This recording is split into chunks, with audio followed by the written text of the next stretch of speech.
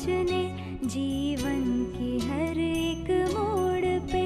आधी आधी मिली सारी खुशी, मुस्कुराए ही थे चुप हो गए। जिस घर में आंगन में रहूं, उसकी भी होकर मैं ना हूं।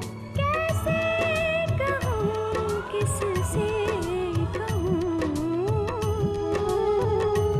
कि मैं इस घर की छोटी बहू। माँ, अगर आपको विशाखा के जिक्र से इतनी परेशानी हो रही है तो आप उसका ख्याल क्या रखेंगे? बेहतर तो यही होगा कि हम दोनों कहीं ना जाएं। चाचा जी, अब कुछ पाने के लिए मेहनत तो करनी पड़ेगी ना। आप नहीं चाहते कि अर्जुन हमेशा राज पुरोहित बना रहे? क्या मतलब है बड़े बहू? बस इतना जान लीजिए कि जा रहे हैं दो, लेकिन आएगा सिर्फ एक। सारा इंतजाम हो चुका है। एक तीर से दो निशाने लगेंगे। ना रहेगा राज पुरोहित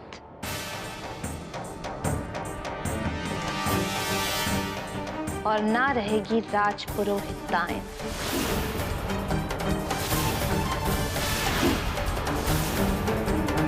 बड़े बहू, तुम क्या सोच रही हो? अरे भाई, नादानी में कोई गलत कदम मत उठा। कम ऑन चाचा जी, ना तो कोई नादानी हो रही है और ना ही कोई गलत कदम उठाया जा रहा है। आप बस इतना जान लीजिए, एक ऐसा लॉटरी का टिकट हाथ लगा है जिससे हमारी किस्मत खुल जाएगी। लेकिन देव और राधिका की किस्मत डूब जाएगी। एक बार सब सेट हो जाए फिर बता दूंगी आपको।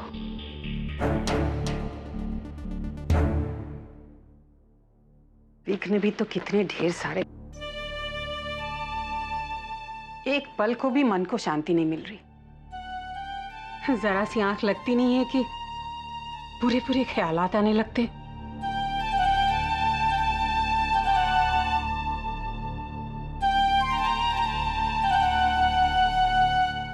मैं जानती हूं आप क्यों परेशान हैं। पर दादी माँ, अब सब ठीक हो जाएगा।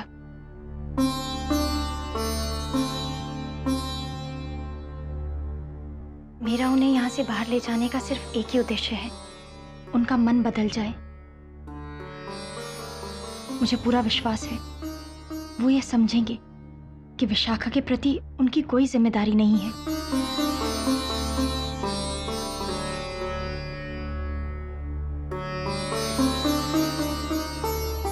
दादी माँ, उस रात जो आपने मुझसे कहा था, अपने पति का निर्णय बदलने में कोई बुराई नहीं है, विशेष रूप से तब जब सबको लगता हो कि उनका निर्णय गलत है। मुझे विश्वास है दादी माँ, मैं उन्हें समझा पाऊंगी कि विशाखा का कहीं और रहना ही उचित है। मैं उनके भीतर चल रहे द्वंद्व को समाप्त कर दूंगी दादी माँ।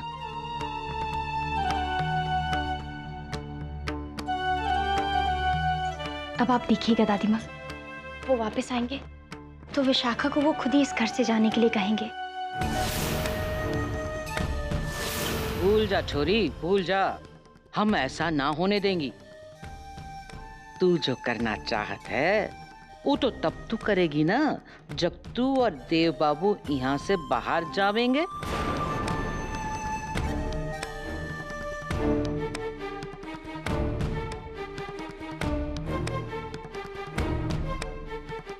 उठ बिटिया, जल्दी उठ, बिस्तर छोड़ दे और हमरे साथ चल। चल तो सही।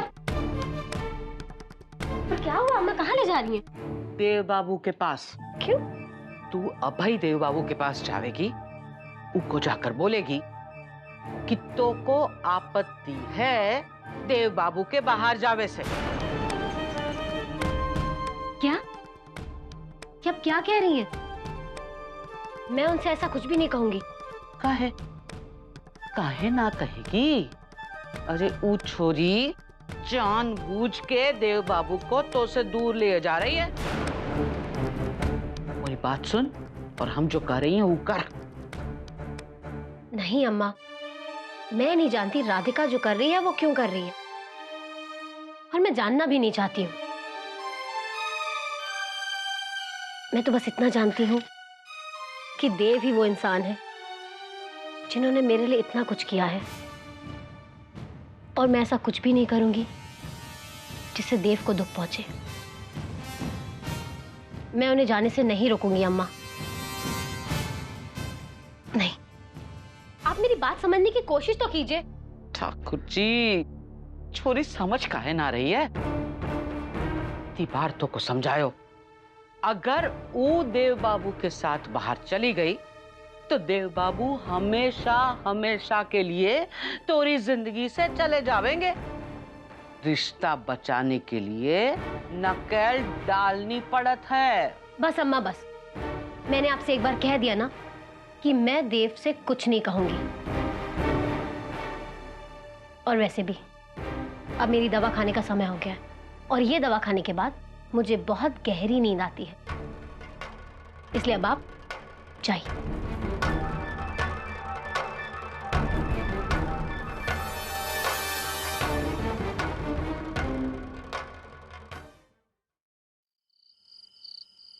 अच्छा जी, धन्यवाद। राधे राधे। क्या हुआ जी? इतनी रात गए आप किससे बात कर रहे थे? बस अड्डे फोन लगाया। दिल्ली से आने वाली अंतिम बस भी आधा घंटा पहले आ चुकी है और अम्मा अभी तक पहुंची नहीं। फोन भी नहीं किया उन्होंने। हो सकता है पुरोहित परिवार की कार उन्हें छोड़ने आ रही हो। परंतु इतना विलंब तो नहीं होना चाहिए ना। ऐसा करिए ना जी कि आप उन्हें फोन लगा के देख लीजिए, उनसे पूछ लीजिए कि वो दोनों वहां से कितने बजे निकली हैं। ठीक।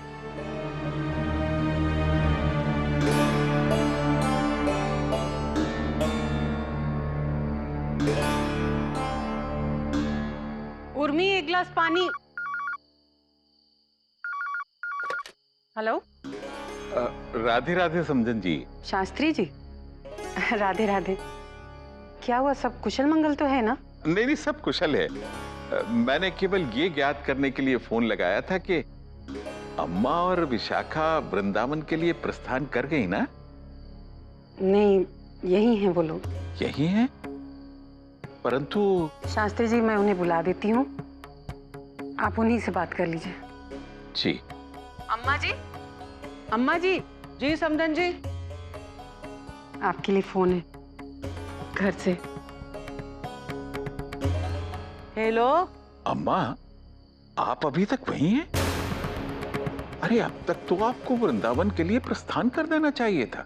हम विशाखा को लिवाने आई हैं ना, उसको लिए बिना कैसे ना जाती लल्ला।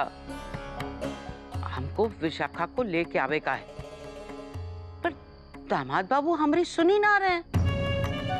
इतना समझाए पर वो हमारी एक ना सुन रहे हैं। लल्ला लल्ला तू चिंता ना करियो, हमने जो काम का बीड़ा झड़पो है वो हम करके ही रहेंगी। परंतु अम्मा, आप बिटिया की ससुराल में रह रही हैं। तो कब मुंह को अच्छा लग रहा है?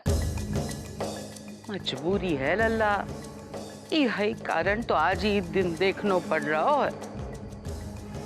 यहाँ बीच बैठक में ऐसा खड़े होके बात करना मुझको ठीक ना लगता है। राधे राधे। अरे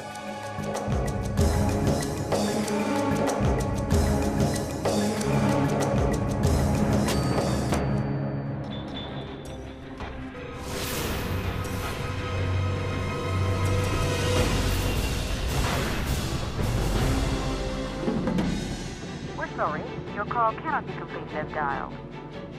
We're sorry, your call cannot be completed as dialed. We're sorry, your call cannot be completed as dialed.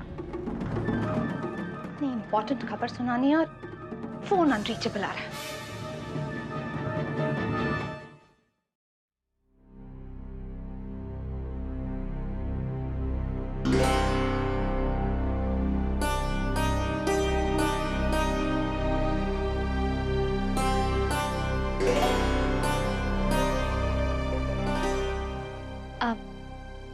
सुनिए, हमें कुलालंपुर में उन्हीं कपड़ों की जरूरत पड़ेगी।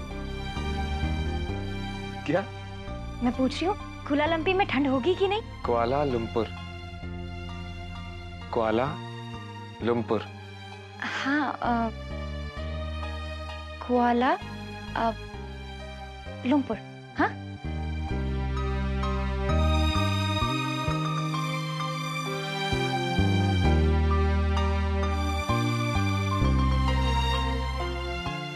वैसे सर्दी के कपड़े लेके जाने की जरूरत नहीं है, पर एक दो शॉल ले लेना, हो सकता है रात को जरूरत पड़ जाए। अच्छा बताइए ना, और वहाँ क्या क्या होगा? बहुत अच्छा शहर है राधिका, तुम्हें बहुत पसंद आएगा। तुम ऐसा कुछ जिंदगी में पहली बार देखोगी। सच? एकदम परियों की नगरी की तरह? मैं तो सोच सोच के इतना खुश हो रही हूँ कि फूली नहीं समा रही हूँ।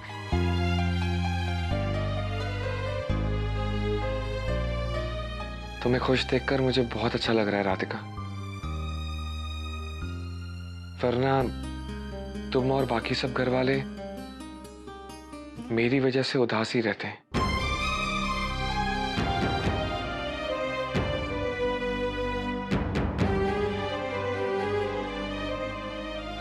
मैं जानता हूं राधिका, घर का वातावरण बहुत बदल चुका है।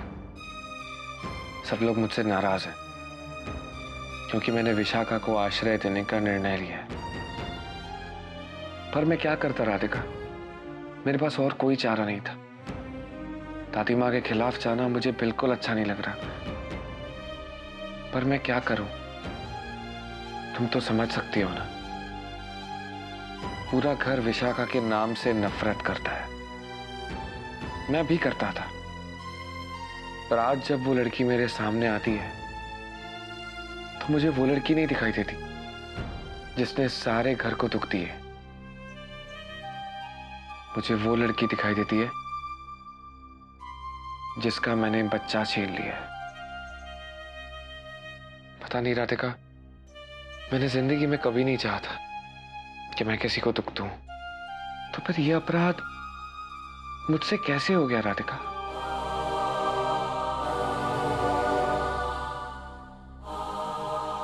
सब ठीक हो जाएगा, आप ऐसी बातें मत कीजिए। गाना सब ठीक कर देंगे।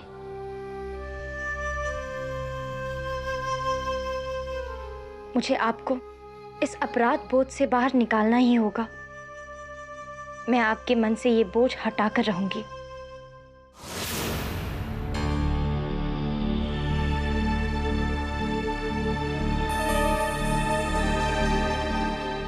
को कुछ तो करना पड़ेगा ताकि देव बाबू और राधिका घूमने ना जा सके।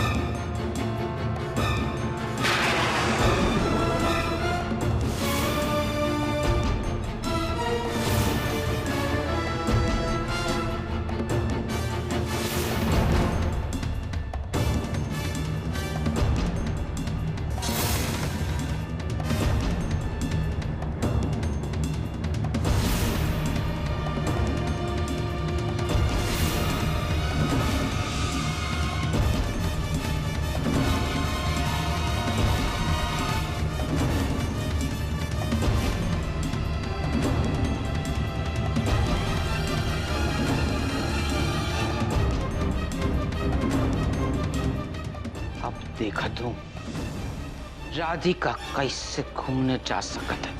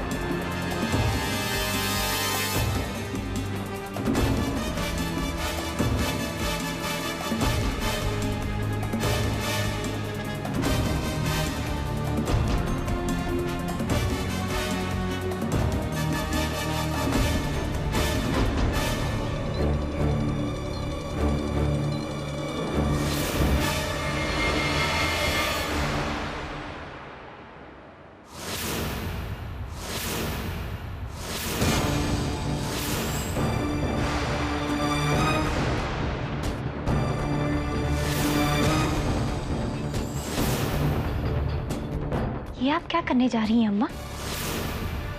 आप ऐसा पहले भी कर चुकी हैं, लेकिन इस बार मैं आपको दोबारा ये नहीं करने दूंगी। मैं जानती हूँ ये सब आप क्यों कर रही हैं। मुझे मेरे पति से दूर करने के लिए आप अपनी प्यारी पोती विशाखा को चोट पहुंचाने जा रही थी।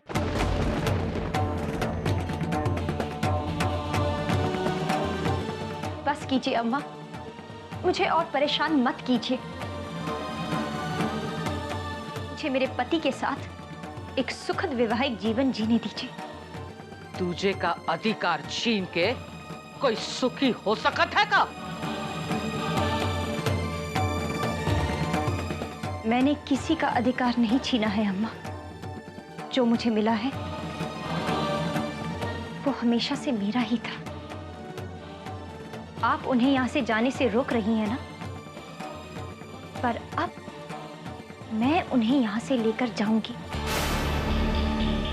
कुछ भी हो जाए, हमारा नया जीवन शुरू होकर ही रहेगा। शर्म कर छोरी, शर्म कर। यहाँ बहन बीमार पड़ी है और तो को विदेश जाने की सूझे। तासा भी ख्याल रखते ना बना तो से।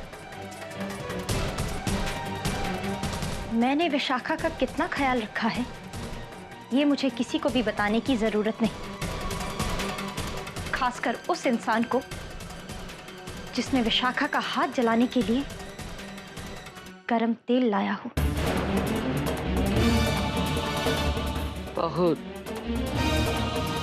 बहुत बोलने लगी है तू छोरी। इतना सब बोलवे की शक्ति तोरे अंदर आई कहां से? इतनी शक्ति मुझे मेरे पति के प्रेम से मिली है। आप एक बात ध्यान से सुन लीजिए अम्मा, हम दोनों मलेशिया जरूर जाएंगे और हमें इस बार कोई नहीं रोक सकेगा, कोई भी नहीं।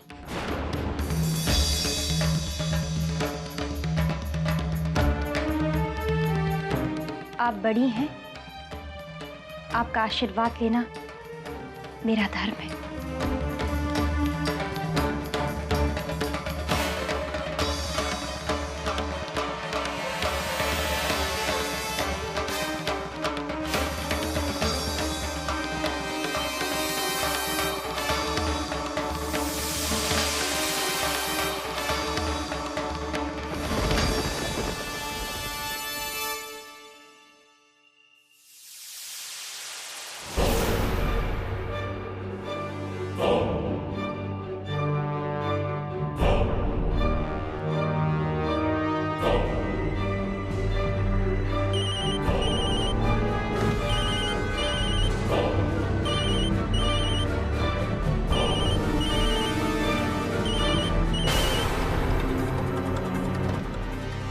हेलो,